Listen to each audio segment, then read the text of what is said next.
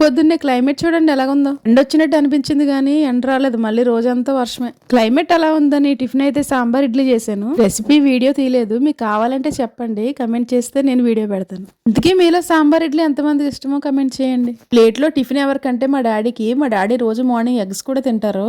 అందరికీ టిఫిన్ పెట్టేసి వంట చేద్దాం కదా అని ఉల్లిపాయలు తీసుకుంటే చాక్ ఏమో పదును లేదు. కప్పు బ్యాక్ సైడ్ చాక్ అలా చేస్తే పదును అవుతుందంట. మీరు కూడా ఇలాంటివి ఎప్పుడైనా ట్రై చేశారా?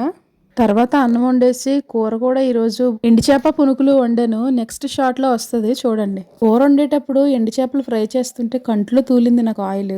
ఇలాంటివన్నీ వంట చేసేటప్పుడు కామన్ కాబట్టి నాకు ఏం అనిపించలేదు. అదే మా చెల్లి అనుకోండి చాలా పెద్ద ఇష్యూ చేస్తుంది. వంట అయిపోయిన తర్వాత పిల్లలకి మా డాడీకి ఫ్రూట్స్ అయితే ఇచ్చేసాను. తుఫాన్ ఎఫెక్ట్ కి గాలి చూడండి ఎలాగేస్తుందో. మీ ఏరియాలో కూడా తుఫాన్ ఉందా?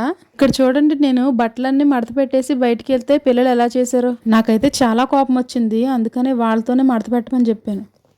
ఎవరు చేశారు బట్టలలాగా? మరి వాళ్ళు కూడా మడత పెట్టమని.